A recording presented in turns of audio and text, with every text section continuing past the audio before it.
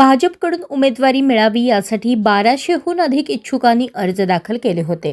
मात्र सर्वांनाच तिकीट मिळणे शक्य नसल्याने अनेक जुने पदाधिकारी कार्यकर्त्यांनी उमेदवारी मिळाली नाही तरी आम्ही नाराज नाही, सुरुवातीपासून ज्या पक्षाचे काम करत आलो ते शेवटपर्यंत एकनिष्ठेने करू असा ठाम विश्वास व्यक्त केला.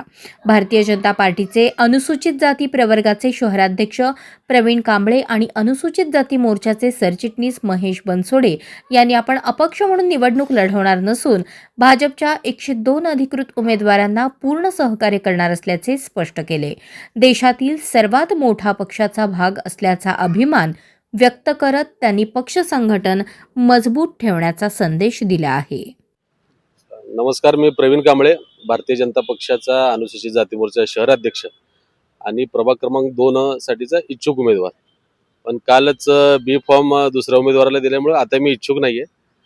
परंतु मला एक आपल्या माध्यमातून या ठिकाणी असं सांगायचं आहे की भारतीय जनता पक्षाकडे जवळपास 1200 इच्छुकांचे अर्ज आले होते आणि त्यापैकी 102 उमेदवारांना उमेदवारी द्यायची होती. आणि अशा प्रसंगामध्ये स्थानिक जे तिन्ही आमदार आहेत, सन्माननीय आमदार आहेत, त्यांना त्यांच्या कार्यकर्त्यांची यादी, पक्षाकडे असलेल्या इच्छुकांची यादी, या सर्वातून मिळून एक समन्वयाचा मार्ग या ठिकाणी पक्षाला काढायचा होता. त्यामध्ये अनेकांचे तिकीट कापलं गेलं, अनेकांना तिकीट डावललं गेलं.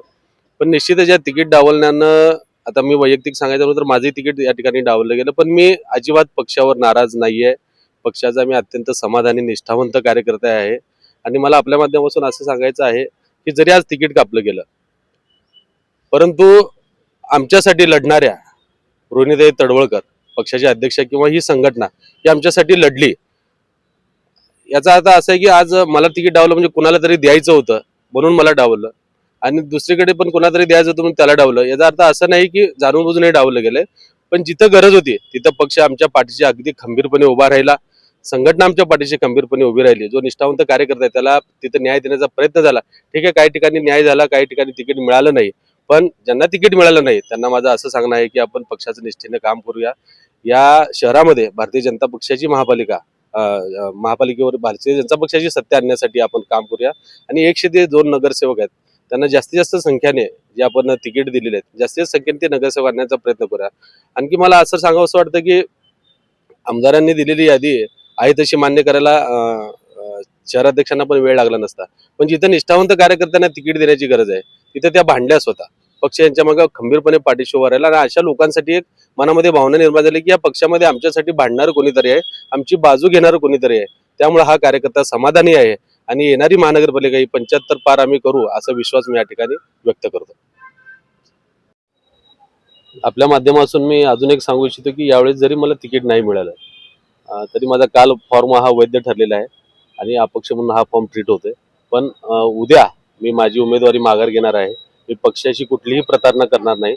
मी पक्षासोबत कायम एकनिष्ठ राहील आणि भारतीय जनता पक्षाच्या सर्वच उमेदवारांना निवडून आणण्यासाठी मी शिकस्तीने प्रयत्न करेन. माझा प्रयत्न प्रामाणिक असेल.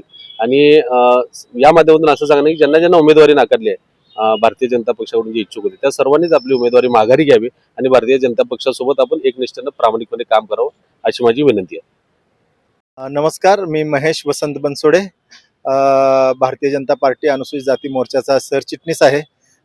मी प्रभाग 21 मधून माझ्या सौसाठी मीना महेश बनसोडे यासाठी इच्छुक अर्ज भरलेला होता आणि त्यामध्ये त्यांचं उमेदवारी नाकारण्यात आली. पण त्याबद्दल माझी काही खंत नाही आहे, कारण भाजपचे जे ध्येय धोरणं होती 75 प्लस करायची, त्या 75 प्लस करत असताना इलेक्टिव्ह मेरिट आणि संघटनात्मक मेरिट ह्या दोघांचं जे ताळमेळ, आमचे पालकमंत्री असतील, आमचे आमदार असतील, आमचे शहर चिटणीस असतील, यांनी जो ताळमेळ घातला आणि जे त्या पद्धतीचे जे उमेदवार दिले त्या उमेदवाराला माझं संपूर्णतः पाठिंबा आहे. आणि मी माझ्या प्रभागातील तर मी 4चे 4 उमेदवार आणण्यासाठी मी सर्वतोपरीने मी मदत करणारच आहे.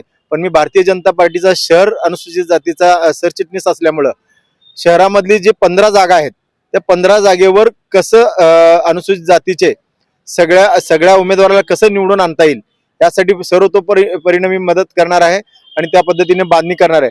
पक्ष संघटन हे नेहमी आमच्या बाजूने राहिलेलं आहे. पक्ष संघटन हे नेहमी अनुसूचित जातीला नेहमी सकारात्मक बाजूनीच बघितलेलं आहे आणि त्या पद्धतीनंच काम केलेलं आहे. आणि ज्या पद्धतीनं आमचे अध्यक्षा रोहिणीताई आहेत ते करुणाने भरलेल्या मातृत्व उदयाच्या आहेत. त्यांनी आमच्यासाठी खूप प्रयत्न केला. आमच्यासाठी नाही तिथं भांडले, नाही तिथं केले, पण काही काही गोष्टीसाठी पक्ष संघटन आणि इलेक्टिव्ह मेरिट याचा ताळमेळ करत असताना आणि माननीय देवेंद्र फडणवीस आणि महाराष्ट्राचे आपले अध्यक्ष रवींद्र चव्हाण यांचं स्वप्नपूर्ती करण्यासाठी पालकमंत्री आमचे 3 आमदार सचिनदादा कल्याण शेट्टी आणि रोहिणीताई तडवळकर यांनी जो समन्वय साधून मध्य साधलेला आहे, त्या मध्य साधलेल्या याला माझं संपूर्ण आता पाठिंबा आहे.